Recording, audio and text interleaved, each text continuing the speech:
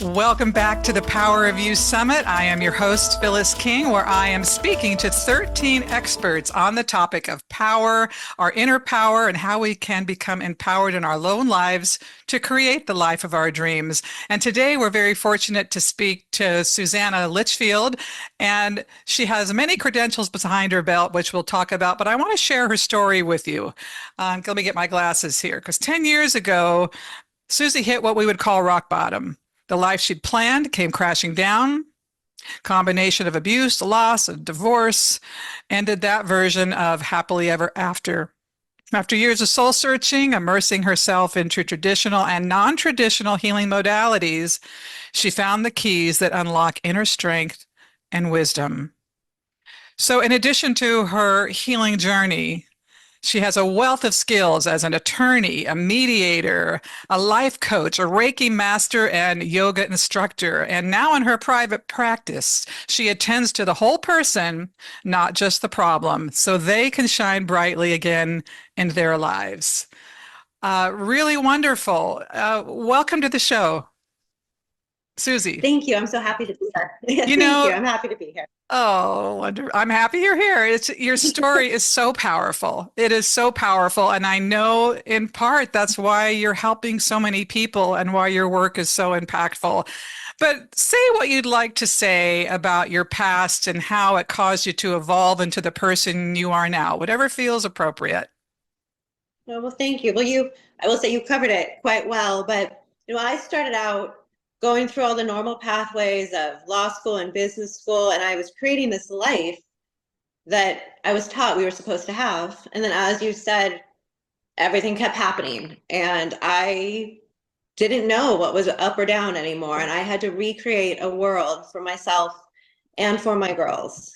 And I tried everything, every traditional, every non-traditional. I read any book, anything that came my way, immersed myself in documentaries until somehow everything just started to click. And I started to listen to those voices inside of ourselves and began to bit by bit build myself back up and create so much happiness and joy and peace.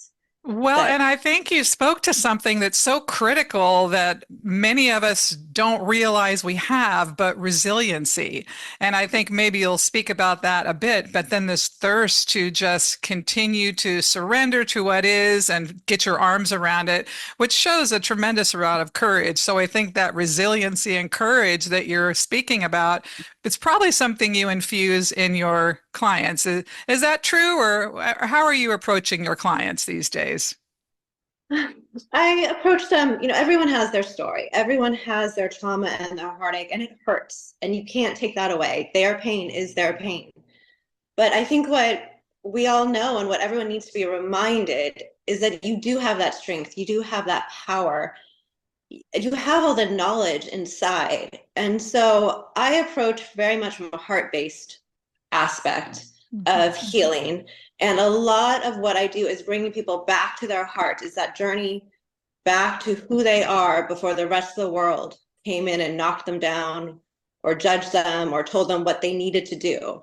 And so it's a lot of teaching them to listen to their own heart. Well, and it sounds like that's what you learned to do. You followed the route that was told to you that this is the route. You tried to be a good person, a good student. You tried to really do the right thing, but ultimately found it wasn't exactly what was necessary for you, that really getting back to the heart and attending to its wisdom. So I really love that. So when you think about the topic of our summit here, power, what does power mean to you, and how do you help your clients find power? I mean, are there tools? But I'd like to hear your idea of what power actually is. So power is, to me now, is so much different than what it was when I was growing up. Power when I was growing up is what can you accomplish? Who can you impress? How much money can you make?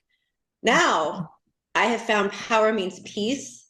It means stability. It means standing strong in your boundaries and who you are and knowing who you are and not letting yourself be swayed off course. And Well, so that yeah. Well, that sounds so, you make it sound so seamless now, and this is because you're over the hump, if you will. But what were some of your first steps when you found yourself like, wow, the information I'm using is just not working? How did you find your first steps? Well, the information was not. The information I had was caused me to have this life that didn't exist anymore. And when I was coming out of it, I was telling people, I didn't even know what my favorite color was anymore. I couldn't tell. You know me, my favorite color is pink. It is everywhere, but I couldn't even answer those questions. And so I had to take it down to the very basic level of asking myself in my heart again, and I always touch my heart to bring the focus there and to drop me into the moment. Do I like this? Do I not? And at first I couldn't even answer that question. I didn't know.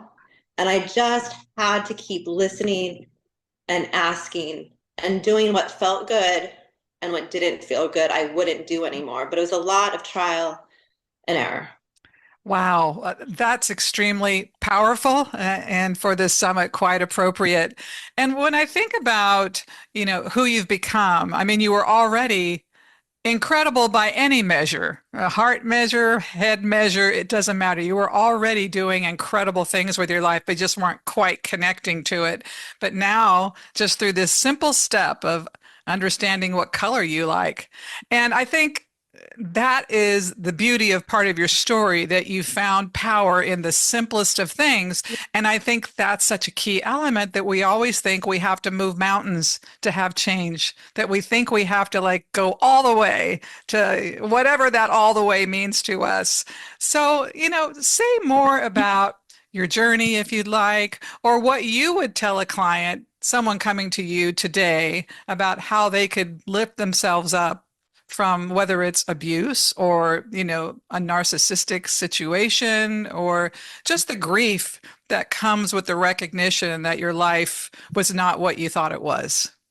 I think first and foremost, you have to acknowledge what has happened. And a lot of times, what has happened to you. We can't control what happened to us. We can't control how someone else treats us. We can't control if someone passes away. But what we do have control over is our healing and our choices of what we want our life to become. And that right there is the power. Yeah. So I usually ask people to think of 3 things that really matter to them. Oh. Whatever it is, and just focus on those 3. And it can be simple. It can be very simple. It can be your dog, and it can be anything. And just create the space to have that in your life. And then by doing so, you create more and more space and more power and more understanding of who you are outside of all that external noise.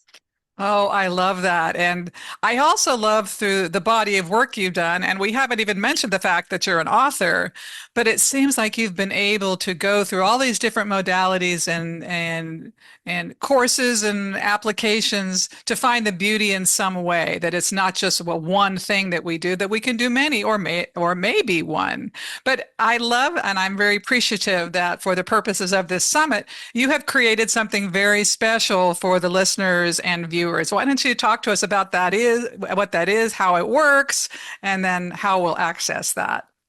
Yes, I have a book that I have taken years to write, and it's initially started as healing cards. So each page or each day has a thought for you, and you can either read it, internalize it, journal about it, do anything that works for you. And I leave it open because, back to what you were saying, I find there's not one answer. Everyone has a different avenue for healing. And so you have to learn who you are and what to do. And so you can flip through the book, you can read it one at a time. But I'm hoping that as you read it, you're able to take something from each day and hold on to it and help you find your center for the day and come back to it and quiet the noise from outside, just so you can start to listen to yourself. Because that's what I have found. The noise from outside muddies up everything that you know internally. So the more quiet you can make the external, the more quiet you can make the internal, the louder your heart speaks to yourself, and the more you can move forward in peace and love. I love that. And I'm really curious about the cards.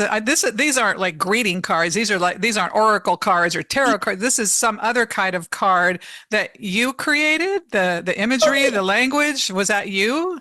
That was all me. And they were going to be, as I said, kind of more like tarot style healing cards. And then I just realized it was easier to have a book. I love reading. I love writing. And I love holding books and knowing what they are. And so it was just a work in progress of where I thought it would go and how it would be most beneficial. Well, I'm sure the people listening or watching this interview are going to really get a lot out of that. And I thank you so much for creating that. So, in our final moments here together, what would you like to say to listeners that you haven't shared that you'd like to share, or something you'd just like to impart in any way? What might come up for you? I think I just want to remind you that no matter what has happened, you can make your life better than you ever thought possible. I didn't know that I could create what I have now, and I have done it, and I've done it quietly, and I have done it through sweat and tears and through love and through surrender. But whatever you want, you can do, and you have all the answers. The only thing is sometimes it helps to find that person to help guide you back to your heart, where that you then can listen to your own heart to be exactly who you want to be in this world. Wow, I beautifully said, just beautifully said. And if you don't mind, could you say your website out loud for us? Sure. So it's Susanna Litchfield, SusannaLitchfield.com. And you can find all sorts of information there, different links, different downloads, meditations, how to protect your peace, recalibrate your nervous system, lots of different avenues to help find your way back to who you are. Well, it's apparent you have a plethora, a full army full of information on your site to help people if they're looking for some avenue to go down to find their own peace. And it's just wonderful. Well, Susie, thank you so much for being here and taking the time. Thank you so much. I appreciate you having me. Okay, friends. Well, thanks for tuning in again, and we'll be back tomorrow with another interview from an expert. Have a wonderful day from The Power of You, and I'm Phyllis King. Take care.